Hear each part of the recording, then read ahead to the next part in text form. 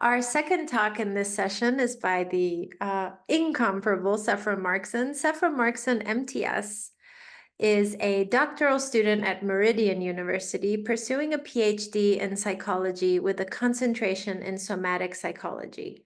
A self-described seeker at heart, she holds degrees in religion from UC Berkeley and Harvard Divinity School, and is also a graduate of the Parsons School of Design's Executive Master of Science in Strategic Design for Global Leadership.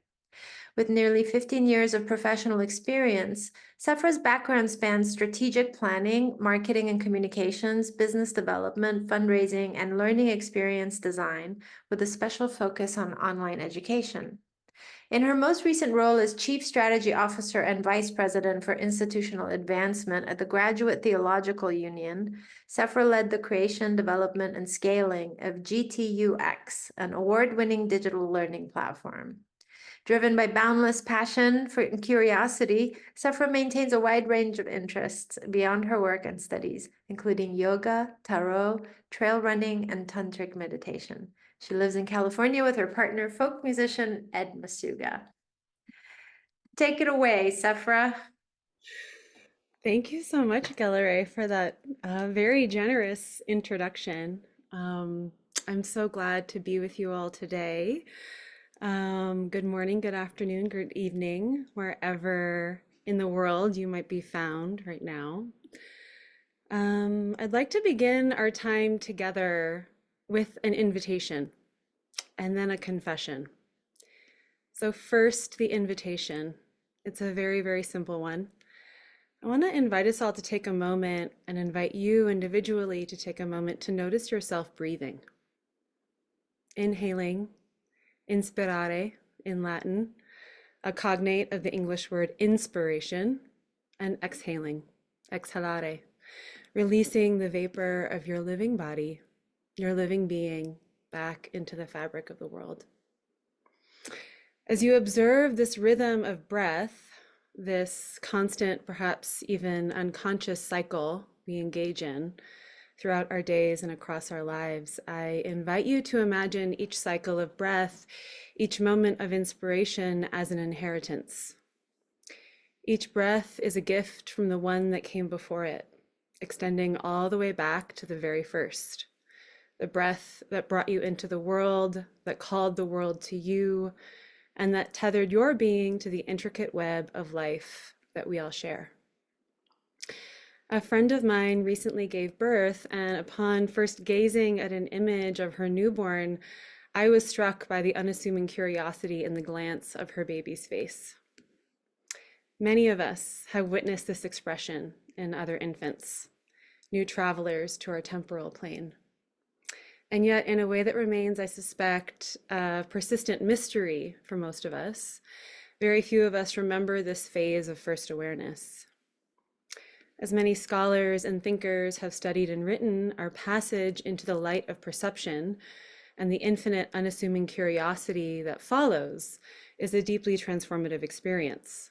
In those moments, with wholehearted openness, we allow ourselves to be touched by what we encounter, to be shaped millisecond by millisecond by the world we are discovering. And now for the confession. I am only as much an expert in this process as we all are to an extent by virtue of being experts in our own lives and histories of encounter. What I offer you today is not so much a definitive statement as a reflection, an exploration of what I have experienced, encountered, and learned about the larger project of learning, particularly in the context of higher education. This perspective is informed by my decade-plus career in the field, my engagement with the pedagogical philosophy of transformative learning as espoused by Meridian University, where I'm currently pursuing doctoral studies, as Gelare mentioned, and the resonance of these experiences and ideas with the mission of Kosmos Institute as it envisions the future. So to that end, I would suggest that at its root, at the heart of all learning, lies the transformative experience of encounter, even if over time, this may have become a displaced anchor for the larger project of education. There are those who can speak with far greater depth and expertise about the neuroscience of learning, the way that humans and indeed all creatures are designed to learn as a means of staying alive. What I feel, though, is this: our very aliveness across countless dimensions of our human experience depends on our ability to integrate new information. We do this at myriad levels, learning to latch as infants to ensure survival, navigating social norms and finding our place within them by interpreting the flicker of an expression on another's face, or even learning to engage with emerging technologies in ways that optimize our work output, ensuring gainful employment and, by extension, a better quality of life. And as with so many natural processes, the organic flourishing that unfolds in its own sacred harmony, humans have not resisted the temptation to prescribe, package, and commodify learning. To be clear, I don't consider this to be inherently wrong. There are sound reasons for structuring the process of learning, as there have been for ages. It is part of surviving. It can also be part of thriving. And there is immense good that arises from this enterprise. A structured approach to learning can unlock creativity, stoke the fire of potential, and open doors to possibility. My aim is not to critique the structure itself, but to pose a question. How do we know when we've gone too far? When does the ordering of the path begin to restrict the field, obscure improvisation, and diminish the process of making ourselves alive through learning? When does it shift us deeper into a paradigm where learning becomes too narrowly understood as a means to make a living? So such a conundrum, from what I observe, seems to have enveloped many individuals, communities, and interests that come together under the expansive umbrella of higher education. My further question here is whether that umbrella is truly serving its purpose, helping to lend clarity by shielding us from a fog of ignorance, or whether it is, in fact, further obscuring our vision. Are we instead casting our eyes downward, trudging through the heavy mud of debt, dissatisfaction, and disillusionment, searching for a way back to a more authentic home for the pursuit of learning? For those of us drawn to the precepts of Jungian psychology, might we not wonder if we are living in an age when the shadow of higher education has emerged beside us, urging us to confront an uncomfortable yet essential question in order to prompt both a reckoning and growth? What is higher education for, after all? As we grope for an answer, I invite you to join me on a brief journey into what I would call an etymological archaeology, an exercise in meaning making for our shared exploration today. And I'm not someone who is an expert in etymology either, archaeology or Latin, but I'm an apprentice to meaning making, a wholehearted, curious learner. And perhaps it is precisely this acknowledgement of our limitations that sparks the desire to learn in the first place. Without such a recognition, what would compel us to seek knowledge at all? Approaching linguistic history with this humility, I was struck by a revelation. At its core, the word education comes from the Latin educere, meaning to lead out, and educare, meaning to train, to bring up, to nourish. At Kosmos Institute, we find ourselves pondering deeply, in today's world, what is education feeding on, and who or what is it nourishing? Moreover, if this process is not approached holistically, is any form of true nourishment even possible? If the seeker, understood here as anyone with an insatiable craving to learn, is compelled to sacrifice so much for the privilege of knowledge, how much further must they be led, how much deeper must they go before they can truly be educare, brought up? Throughout history, many of the world's wisdom traditions have framed narratives of renunciation, sacrifice, and anguish as necessary portals to wisdom and divine inspiration. However, that is not the dynamic that I wish to illuminate here.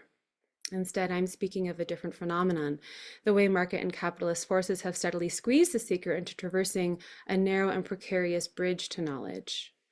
This bridge, in many cases, feels laden with the weight of crushing debt, presented as though it were the only viable pathway to intellectual attainment or to the promise of making a living. Yet I remain hopeful that we have not yet crossed the boundary where a seeker's quest for sacred connection is conflated with a student's desire for job stability and economic security. Both are legitimate motivations for learning, but that is not entirely my point. The central issue, I believe, lies in asking who or what receives the sacrifice when we approach the altar in the temple of learning. What are their aims, and what becomes of the offerings we bring once they are given? This inquiry is more rhetorical. It goes to the heart of understanding the purpose, the nourishment, and the ultimate beneficiaries of the structures we've built around the act and art of learning. And at this juncture, I'd like to draw on tarot to help illustrate my point. And use those archetypes to help elaborate upon my line of thinking here. Tarot is a tradition with which I engage a great deal. And in the symbology of the tarot, and right now we're looking at a rendering from the Rider-Waite-Smith deck. In the tarot, the more formal, socially recognized temple of knowledge and initiation is presided over by the Hierophant, key 5 of the major arcana. The word Hierophant translates from Greek to mean high priest, where higher, H-I-E-R, becomes the root of higher as an aspiration or that which rises aloft. In the conventional sense, this hierarchy of the high priest reflects a system where power is manufactured and managed, rather than shared and shepherded.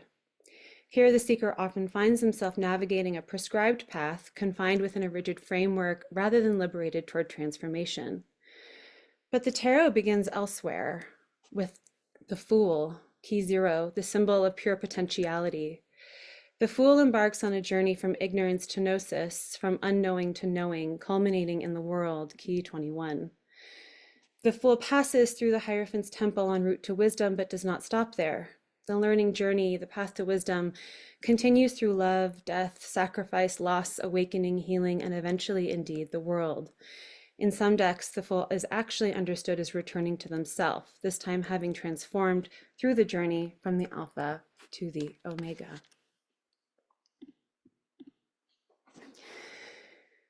The Greek word gnosis refers not to casual learning, but to profound experiential understanding, an internalization of truth that reorients the soul.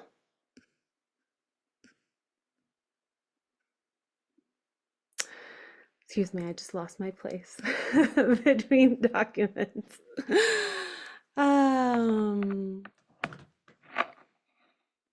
To choose gnosis is to embrace a sacred unfolding, to reframe higher not as a ladder of domination, but as a source of the sacred itself. Higher education today, much like the Hierophant, has become too much a practice of prognosis, in my view. The foretelling of outcomes, the dictation of what must be done to succeed. But true education, in its etymological root, the educere, meaning to draw out, requires more than prediction. It asks us to cross thresholds of understanding where the comforts of certainty are abandoned and a new home for the soul can be built. To be a seeker is a great responsibility. It is an act of courage to discover new truths about oneself and the world and to act upon them. The hero's journey is neither linear nor without peril. At each step, we are transformed. There is no return to the hearth of the self we once knew. There is only forward movement through thresholds of revelation that irreversibly alter our sense of being. Such moments appear across the sacred stories of humanity, whether in myth, scripture, or family systems. They are moments of transformation when a new insight, a soul's utterance of I do, forges a new partnership with self and world. These are not mere epiphanies, they are commitments to live differently. In my own family's tradition and arena of intellectual curiosity, it is the moment when Franz Rosenzweig famously enters the synagogue on Yom Kippur, the holiest day in the Hebrew calendar, and is so ineffably touched, it reorients his life and inspires the Star of Redemption, his masterwork. In that threshold of insight, he encountered something ineffable and eternal that reshaped his understanding of himself and his role in the world. Such moments would serve to offer a response to our fundamental question, what is education for? If not to expansively reacquaint us with the nature and purpose of our existence, indeed, what is the point? The hero's journey, the seeker's path, is the soul of learning. It demands a return to education as a sacred unfolding. And yet, in the modern academy, for all of its intellectual brilliance, often functions as a hierarchy of exclusion. It builds systems of prognostication rather than portals to Sophia, the divine wisdom that is every human being's birthright. How then might we reclaim higher as a sacred rather than hierarchical enterprise? How might higher education fulfill its promise as a space of transformation, where the sacred is drawn out rather than enforced from above? Kosmos Institute endeavors to answer this call. Its mission is to reimagine education as a sacred unfolding, a cosmic ordering of self, society, and the world. Kosmos Institute invites us to cross the threshold into new ways of knowing, to shepherd power as a shared and sacred resource rather than wield it as a tool. In this vision, education becomes not a means to ascend a hierarchy, but a path to encounter the sacred within and beyond ourselves. This is the spirit of higher that higher education must embody, the recognition of learning as a sacred act, a return to the roots of knowing, and the shared commitment to transform ourselves and the world. Thank you.